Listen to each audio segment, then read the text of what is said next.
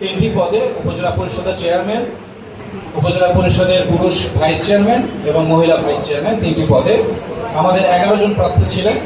আজকে 115টি কেন্দ্রে ভোট গ্রহণ শেষে ফলাফল আপনাদের জন্য প্রস্তুত করা হয়েছে এবং আমি প্রথমেই শুরু করতে চাচ্ছি মহিলা ভাইস চেয়ারম্যান পদে যারা প্রতিদ্বন্দ্বিতা করেছেন তাদের ফলাফলটা ঘোষণার মাধ্যমে।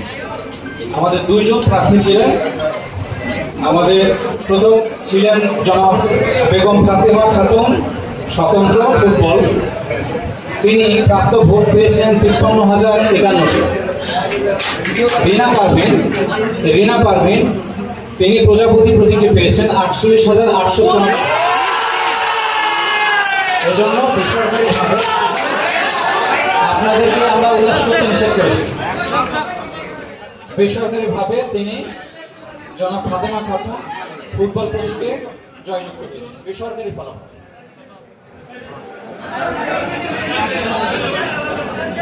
এরপরে আমরা পুরুষ ভাইস চেয়ারম্যান পদে আমাদের 5 জন প্রার্থী প্রতিদ্বন্দ্বিতা করেছেন।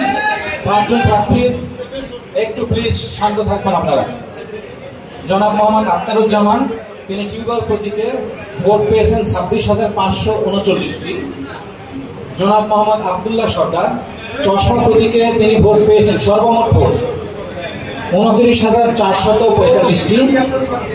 জনাব মোহাম্মদ আব্দুল বারে উড়োজাহাজ প্রতীকে ভোট পেয়েছেন 3,755টি। জনাব মোহাম্মদ জমির উদ্দিন বই প্রতীকে ভোট পেয়েছেন 3,720টি।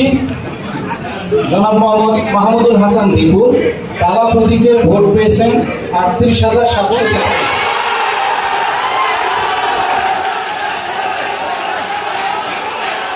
আপনারা এখানে উল্লাস করবেন না, বাইরে যে আপনারা বাইরে যাবেন।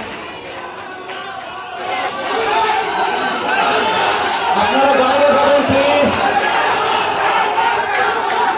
আপনারা বাইরে যাবেন, দয়া করে বাইরে যাবেন আপনারা।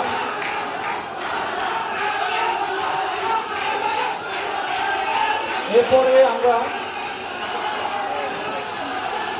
আপনারা দয়া করে বাইরে যাবেন, আপনাদের কারণে অন্য ফলাফল অনেকে শুনতে পাবেন না।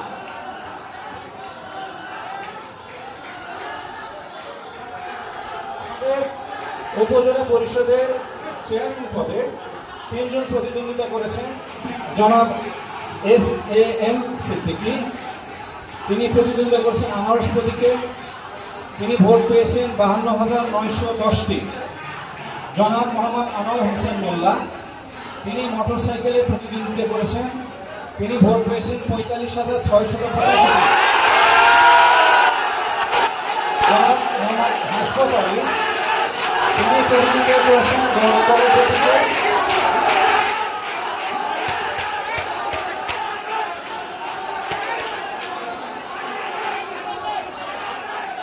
জনাব মোহাম্মদ হাসপাতালি দোয়াত কলম প্রতীকে পেয়েছেন 6,796 ভোট।